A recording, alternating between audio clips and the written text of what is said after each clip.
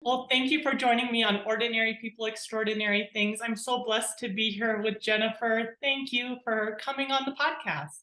Thank you for having me. I'm so excited. And we're recording in December and we're all decked out for Christmas. Yay. But for anyone who doesn't know you, could you give us three words or phrases that describe you? Yes, the automatic words that come to my mind are my labels, mom, Mm, wife, stepmom, daughter of God. Those are my labels. But if I really thought about, okay, if I were to describe me in three short phrases, what am I? Well, I'm a student of the Bible mm. over and over again. It's probably my favorite thing to study because I don't like math. That's true. I am a defender of my family, wife, mom, stepmom. I'm a defender of my family. But really I'm most excited to be, I'm a daughter of the King, which makes me a princess. So, I like to see myself as a princess in that way. And I'm definitely a chick flick extraordinaire. I love all the Okay. girly movies. So I'm such a romantic at heart.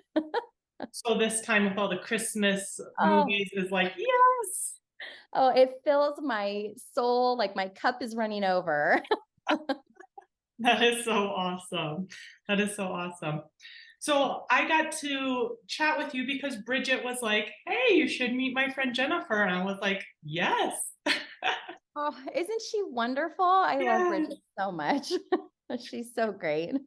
So I'm just so thankful that you would agree to be on and chat with me. Absolutely. Thank you. Thank you for allowing me to just share. Thank you. So I got to kind of look at some of your story through Instagram, and your husband died in 2016, Correct. and he was a firefighter. Did he die in the line of duty? Yes. Yeah, Okay. he did. He was killed in the line of duty. He was actually the first line of duty death in the history of our department.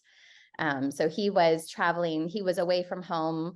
There was a fire about 2 hours north from home, and he was the passenger in a water tender. And so a water tender is the big trucks that take water to the firefighters that are on the line who don't have access to water. And Mhm. so he was a passenger. There was another firefighter driving. It was early morning. They were unfamiliar with the area because, it wasn't near home. The clouds, the fog was really dense. It was dark, early morning, dense fog, and the driver struck a curb on a roundabout, and it just took the truck completely, just flipped it over, and it killed my husband instantly. Wow. And you said you have stepkids. Do you have children? And is it Ryan? Yes, yes. Okay. I was like, I didn't write it down and I didn't want to get it wrong. Did you have children together? Yes, we have two children together. We have a boy and a girl. They were 11 and 12 at the time of his accident. Wow.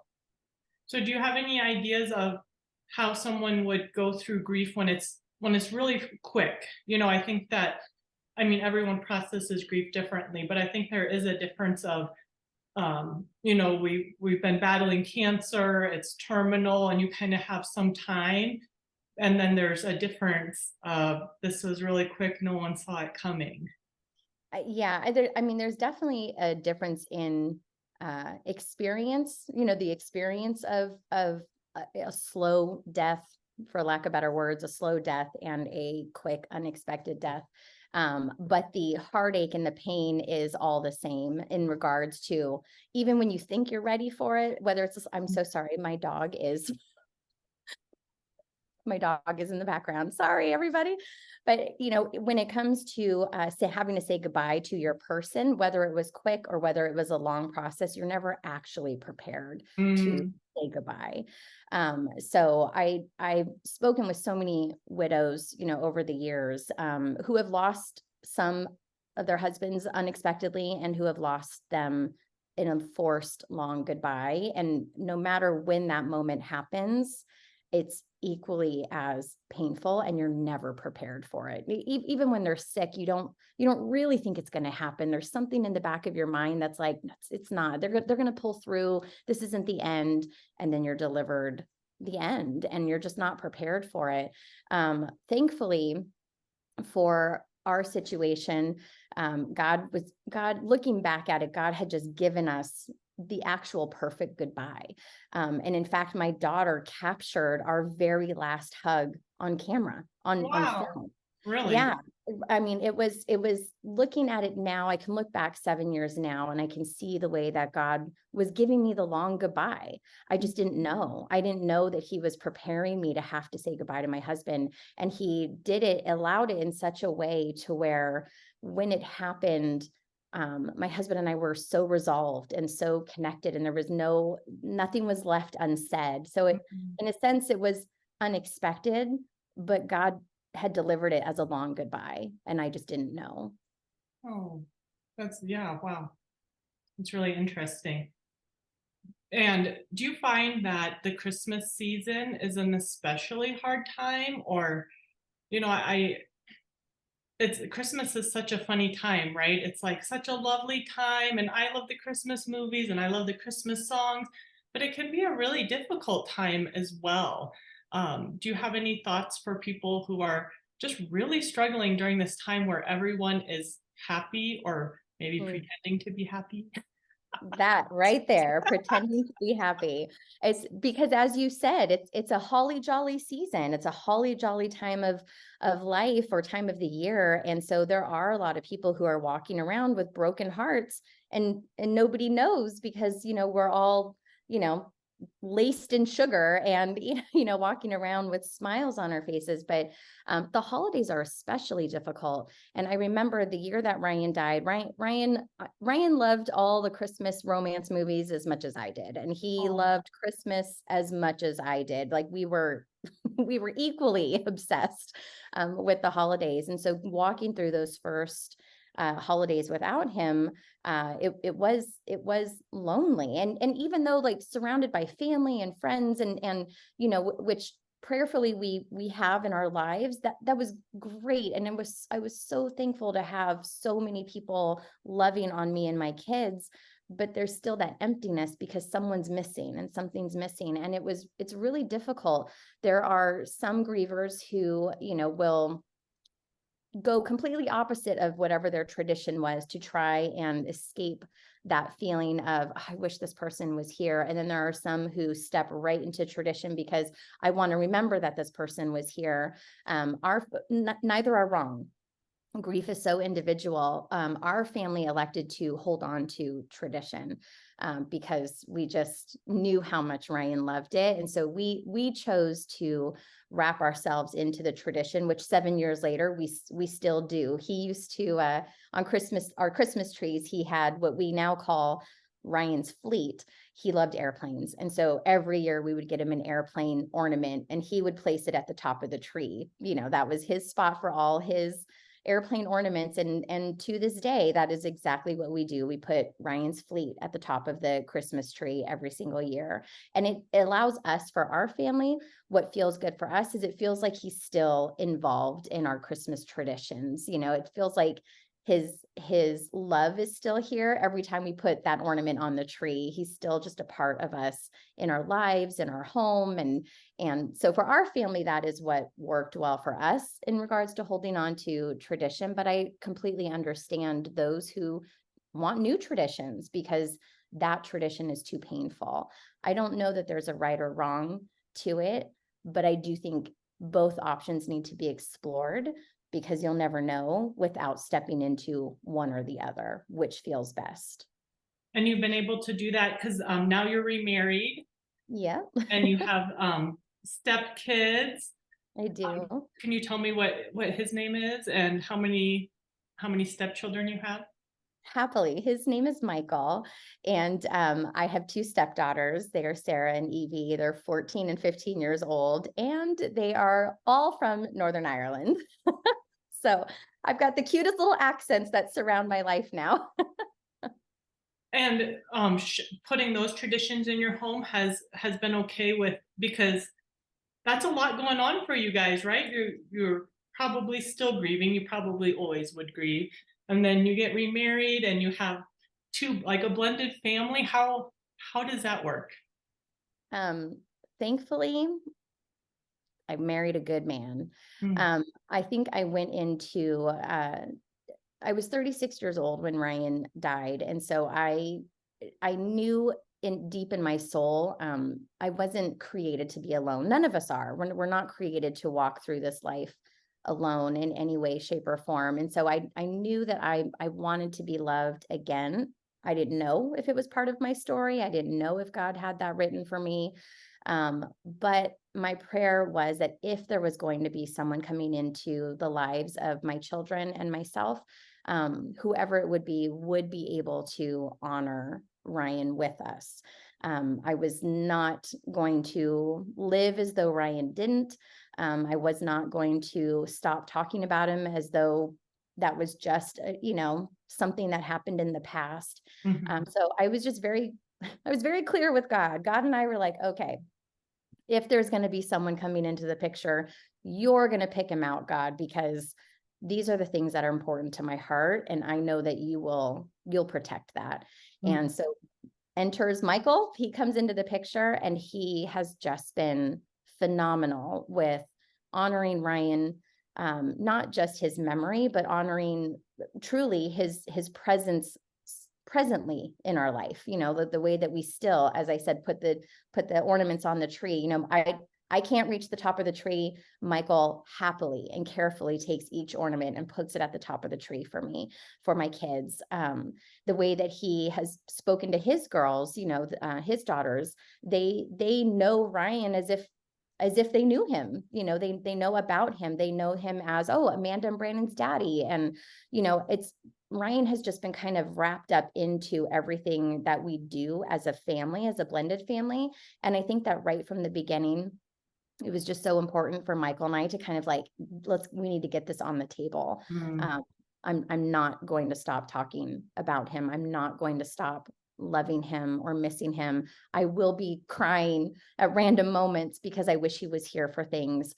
So it was a heavy conversation for sure, but it was something that he was willing to enter into. And I think that makes all the difference in the blending of our family while keeping Ryan and his memory and his traditions a part of me and my kids. Yeah, I think that's beautiful. What I kind of overheard was expectations and kind of setting expectations as far as, and that way, oh, my husband and I get to do some marriage mentoring. And that's one thing that we always kind of talk about is the expectations, right? Because you don't get hurt as much if it's a spoken expectation, but if there's an expectation that you just had that you never shared, but then you expect someone to, well, why didn't you do that? Why aren't you doing it this way? So I like how you said that. Yeah, you're exactly right. It's the unspoken expectations are the biggest heartache. Right, right. Well, like I said, I've been kind of like looking at your social media. And so one thing that I thought was really interesting was I think it was a video that you did. And it was some lessons you said maybe you learned from your first marriage and things that you do for Michael now. And one thing you said that you do is you make lunch for him in the morning. Yep. Yeah, that was a very unpopular opinion. I didn't I realize. saw that. I was like, what's happening here? Like she's getting like killed for this. Yeah, it was, I mean, yeah, it was, I was actually really surprised. I was really surprised at the response that I received, that people were shocked that I would get up early and make his lunch and, help him. And my belief, it's my, for my position in my marriage, I know that it doesn't always work for all households and all marriages, but for me and myself, I do believe I was created to be a helper. I don't have a lot of, you know, business skills to put out into the world. I worked in pediatrics for over 20 years and I still can't stand the sight of someone has a cut on their finger. So that's clearly not where I was supposed to be either. I believe I was meant to be a helper to my husband. And so I was honestly so surprised at the response that I got from that post about that. And I think all you said was that you're like, this is what I get to do. And you weren't, I don't think you were shaming anybody who doesn't do it or, anything like that. No, not at all. I think one of the things that I try to use my social media platform is just be transparent about me, my life, my marriage, and what I've learned along the way. And it's never ever in a sense of like, well, you're all doing it wrong and you should all be getting up and making lunches for your husband. Not all marriages work that way because we're all so individual and unique. So there was definitely not an expectation for anybody to, do what I'm doing for my husband. But it's what I've learned in losing my husband. Because Ryan and I were married for 16 years and we were together for 22 years. He was all I ever knew. I was with him since I was 15. He was everything. And so to lose him so tragically and unexpectedly, it kind of thrust me into the reality that we really don't know when our time is upon us. We don't know when that's going to happen. And so it forced me into such a deep appreciation for all the people in my life, not just a man, not just a husband, but all the people in my life, because we don't know. I have no idea when I'm going to hear this person's voice again or anything like that. And so because that was pushed onto me through my circumstance, I tease Michael all the time. I'm like, you benefited from it, because now I'm like, let me make your lunch for you. Let me get up and do this for you. Don't worry, I will iron all your clothes. It just pushed me into such a deep appreciation for my husband. So I happily share that with people, not in a this will make you a better wife kind of a way, but just a gosh, if I could relay to you the value of a person's presence, I will happily share that with you. And other people took it as me being a 1950s wife and submitting to my husband. I was not expecting that. Yeah. Well, maybe we'll get hit on this as well, but I make my lunch for my husband every morning, and even his breakfast, which is just toast. I mean, really Bravo. difficult. But when I saw that, I was like, I think that unfortunately, and this may be why we have such a divorce rate problem, is that it's like a tick. Like, okay, I did this for my husband, that means you do this for me. I did this, that means you do this for me. Or I won't do this for you. And that's just such a hard way to go through life together, instead of just I love you so much. Like, if I can make your life a little bit easier, then why wouldn't I? And just like what God talks about in the Bible of like two becoming one, and kind of over serving each other, as far as like, oh, and I just it did make me kind of sad, because I was like, I think that some people, and I'm sure that there's some emotional damage, maybe, like that people have had, but when we get to love each other in a way that you're not trying to, okay, well, I made his lunch, that means he has to do this, then, just life kind of goes a little bit easier. Without question. As we know, God's word is perfectly designed. And if we follow it, we'll see like, oh, the cycle of it is it was supposed to be this way. And then the world steps in and tells us that we're entitled to either receiving something for serving someone. And it's what we receive when we serve someone, when it's done with a genuine, heart to serve. And even if it's making a piece of toast, which honestly is more than I do for my husband in the mornings. Like, he makes his own breakfast in the mornings, everybody. So there you go. But, even something as simple as that, what that translates as love and care. And in return, that's what you receive, is that love and care. But I think the world has taken service and turned it into submission as such a negative thing, when in reality, we're all just helping each other. It's, when our kids come to us and they have a difficult homework assignment, we help them. We're going to help you get through this. And we do that because we love our children. We want to help them, get through this difficult task. And, it's how we love them. It's how we care for them. And the world tells us, yes, do that to help your children, but don't do that to help your spouse. Like, when did we where did we draw that line that we can only help our, our kids or our friends, but we can't serve and help our spouses? And it actually makes me really sad. Ryan and I, we went through a lot of really tough, we were kids when we got married. So we grew up in our marriage, and we went through a lot. We were separated for a while. So we had a lot of really tough lessons that we learned. And I remember going to a therapist during one of our really rough times. And the therapist had said to me, because I would bring coffee to Ryan every morning when he was home, because our firefighters, they work 24-hour shifts. So whenever he would be home in the morning, without fail, I would bring him a cup of coffee in the morning, whether we were fighting, not talking to each other, whatever it was, I would bring that cup of coffee. And my therapist told me to stop doing that when we were fighting. He would say, stop, don't take him a cup of coffee. Don't take him a cup of coffee because, whatever his reasoning was, I don't even remember, but I remember sitting there in that moment and thinking, well, I don't see how that's going to be helpful. Like in my own, I didn't say this out loud, but I was thinking that. And I went home and Ryan and I were still arguing. We were still in a bad spot. And I took him the cup of coffee the next morning, because what happens for us in our home, that cup of coffee, it was sometimes a truce maker. Sometimes that cup of coffee would just, all right, we're done. We're breaking the ice here. We're moving beyond that. Sometimes it was, a playful invite, to like I would bring him the cup of coffee and he would poke my side to get me to laugh, whatever. It would like a playful invite. It was just an invitation to I still love you. This is really difficult, but I'm not going to stop loving you and helping you and taking care of you and that sort of thing. And so I was actually really shocked at the advice of a paid professional to tell me to stop serving my husband.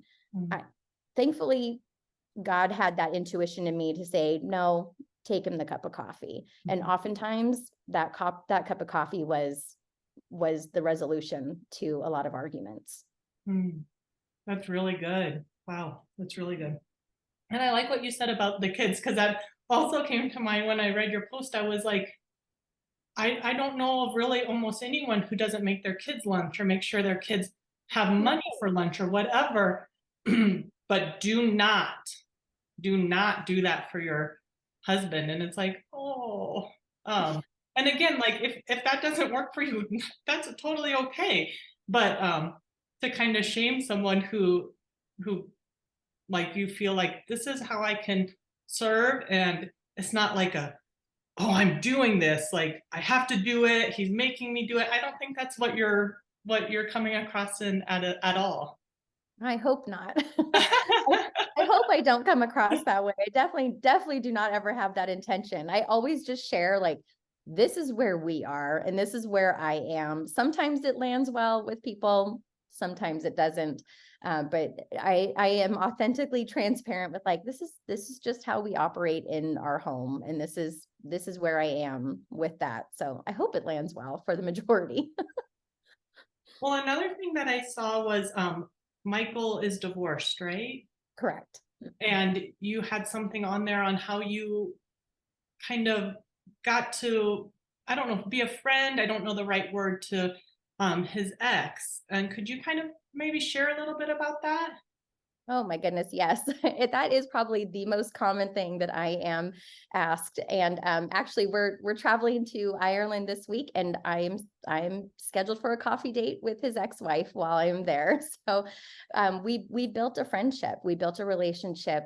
The biggest thing for me, I don't come from a divorced family. I'm very, very fortunate in that. I actually, and Ryan did not either. So I don't actually have a lot of experience in regards to divorced families and how to approach an ex.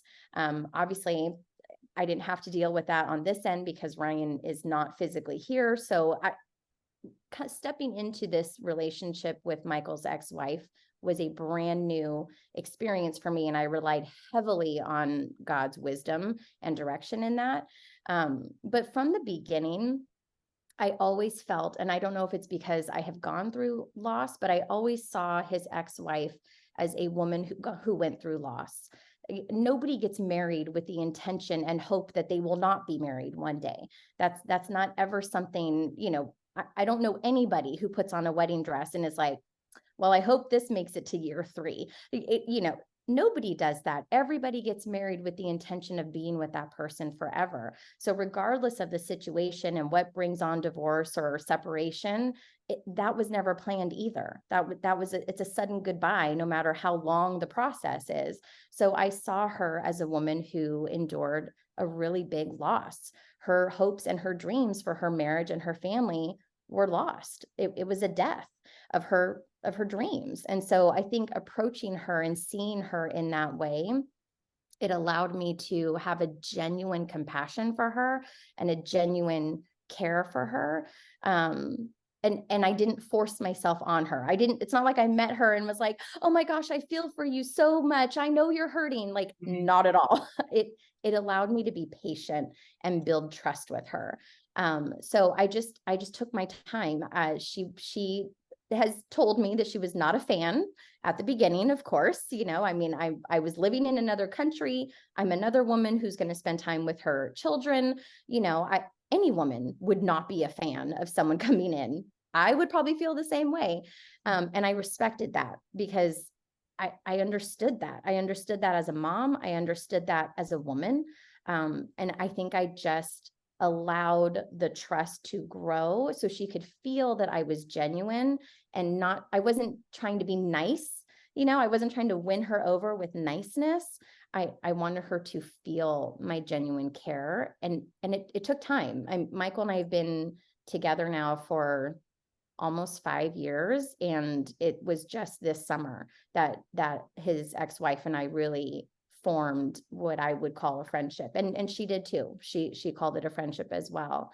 But it was all in how I saw her, not in how I tried to win her over. I never intended to win her friendship or even earn her friendship. I just wanted her to feel loved and seen by me, and wanted her to know that on this end, I've got her back. I've got your back on this end. Don't you worry.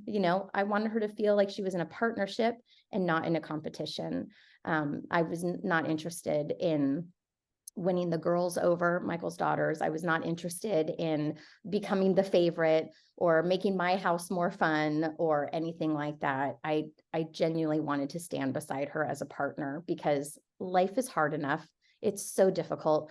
And there's so much heartache in situations, whether it's a spouse who has died, fatherless children, motherless children, whatever it might be. A broken home is painful for everybody involved, and it has to be approached with care and with trust. And that was my primary goal. And that is what blossomed into a friendship. That's really beautiful. And I was really drawn to that. Thankfully, there's really not divorce in my family. And my husband and I have been together for 17 years. I'm not very good at numbers either. But this is a thing, right? This is something that a lot of people are dealing with divorce, remarriage, stepkids, a loss like yours. And so to kind of hear some ideas, and that's why I was just so interested in having you chat with our podcast listeners of, hey, these are some like real ideas of doing this, right? And maybe it won't work for them. Maybe that's not how it's going to work, but just the story of it, I think, is great. Your stepkids, like, can you give maybe an idea, or is that another patience kind of a thing and waiting? And 1,000,000%. It's all in the patience. My biggest perspective, I do believe it's all in perspective. And my biggest view on my stepdaughters was that they don't have to like me. They didn't have to like me. They didn't have to love me, because they didn't choose me. Their dad did. And so I didn't want them to, like their mom, I didn't want them to feel like I was trying to push myself onto them.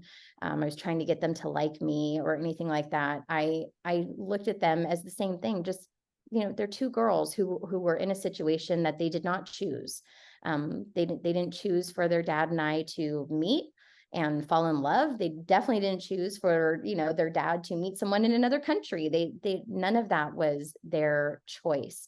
And so the same as I approached their mom, I wanted them to feel that I was safe, that I truly loved them. I was not going to force them to like me. I didn't expect them to like me. And it was fine. Like I was truly okay with it. I think because as well, I just approached them as children who have gone through loss. I didn't want that forced on my kids. So I was definitely not going to force that onto anybody else's children. So what I did with the girls, I was very intentional about learning them. I wanted to learn about what they liked. I wanted to learn about, the things that made them happy, the things that made them sad. I paid attention to the way they said things, their body language. I would watch a lot because I wanted to learn them, not to be like, okay, I got it now. I know how to get in there and I know how to get to them, but just so I could have a better understanding of them. And my youngest stepdaughter, she's both girls have been so warm with me from the beginning. But my youngest stepdaughter, she was very openly honest to let me know that she was her mother's daughter. And, she was always going to be her mother's daughter. And, she was 10 when Michael and I met. And so she was definitely not the level of like, what's that movie? Like Parent Trap, like nothing like that. No level of manipulation like that. But I could see and hear comments that would be made to remind me of my place and let me know that I was never going to have a full space in her heart. And I was okay with that. I respected the boundaries completely. I loved her the same as I loved my kids. I treated her the same as I treated my own children. I didn't let her fear of loving me stop me from loving her. And I wanted her to know that. So like when I would tell her that I loved her and she wouldn't tell me, I was okay with that. I didn't let it hurt my feelings. When we would go to her mom's house to pick up the girls, she would not acknowledge me at all in front of her mom. I was okay with that. And you have to be okay with that because they're kids, number one, and number two, they didn't ask for this. They did not invite me in. What was interesting was just this past summer, and now it's been 4 years that we've been married. Just this past summer, once she saw the relationship being created between me and her mom, she felt fully safe. She knew that I was not coming in to take over her mom's spot. And I will never forget, it was the very first time ever in front of her mom, she hugged me, told me that she loved me, was excited to see me. Like, I was like, okay, there we go. It was 4 years of patience and building trust. The same thing. It's, good things can't be done quickly, right? Like houses that are built fast are going to crumble. It's just the way that it is. And so it's the same with relationships. The faster we try to make it happen and the faster we try to force a closeness, it's not going to work. It's like Velcro that's just eventually going to come apart. We want to lock in, and that takes time. It just takes time and patience and keeping the perspective that they didn't choose you, so they don't have to like you. And that's a difficult truth to swallow. And that's also not a fan favorite. Well, what I love that you said is that you still love them. Mm-hmm. You still loved them. And I see Christ in that, right? Like he always loves us, like even before we love him, like, I love you, I love you, I love you, I'm here. Yeah. So that's so good. Well, we only have like a couple minutes left. This has been Oh so good. Oh, I'm so sorry. No, don't be sorry. This is amazing. But I always love to just end with what's your favorite Bible verse or story? Ooh, my favorite Bible verse. My favorite Bible verse is it changes. Yeah. As life changes, it changes. So right now, right now in this moment, my favorite Bible verse is in Romans. It's Romans 8. I wrote it down. It's the very last of Romans 8, 38, 39. Listen, I've been in my Bible for over 20 years and I still can't tell you where to find things, but it's Romans 8. I want to say it's 8, 38 and 39. When it talks about that nothing will separate us from the love of God. Oh my gosh. Like that is so incredible because as humans, we can't fathom that level of love where, we may love our children all the time. Nothing's going to take away my love for you, but we know as parents, like sometimes that is a difficult promise to keep. We're like, what are you doing? Mhm. Maybe not all parents. Maybe that's just me. I should probably work on that. But there's something about knowing that there's nothing in this world that could ever separate us from the love of God, nothing we could do wrong, nothing that exists in the world, nothing that's created. There's nothing that will ever come between God's love and us. That is just like so comforting. That is so reassuring. So right now in this moment of my life, that is my favorite. That's good. And what are you grateful for? What am I grateful for? Without sounding completely cliche, I am so grateful to be alive, because being alive is an experience. Every single day that I wake up, the first thing that I do before I even open my eyes, as soon as I feel my body wake up, is I'm like, oh, thank you for waking me up, God. Thank you for giving me a morning. I don't know if I'll be here by the evening, but thank you for giving me the morning, because each time that we wake up, we get to experience life, and not just moments. I don't mean just big, interactions or moments or things as fun as this, like your podcast, but like you walk outside, I can guarantee you, if you go outside right now, there's some sort of tree, some sort of flower, some sort of grass, some kind of dirt, some kind of nature that you'll see. That's an experience. Like, you're getting to see that, you're getting to feel that, you're getting to, hear the wind and see. There's just so much experience in living and being alive. And whether that's been amplified by my loss, and my thrust into the reality, how fragile life can be, I don't know. But that is something every single day, as soon as I wake up, thank you, God, for giving me a morning, because I get to experience the creation of you, everything you've given. What an experience it is to be alive. So I am grateful that my heart is beating. Oh, I love that. That's such a great reminder. And I think maybe someone just needs to hear that today. Oh, I hope so. Well, thank you. Thank you for your time. Thank you for your stories and being vulnerable about things that, might not be super popular. But I think that you did it with such grace and love. And this is just your story, right? You're not saying everyone has to do this.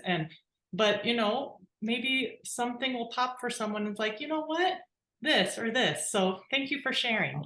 Well, thank you for allowing me to share and for having me. This was so fun. Thank you so much.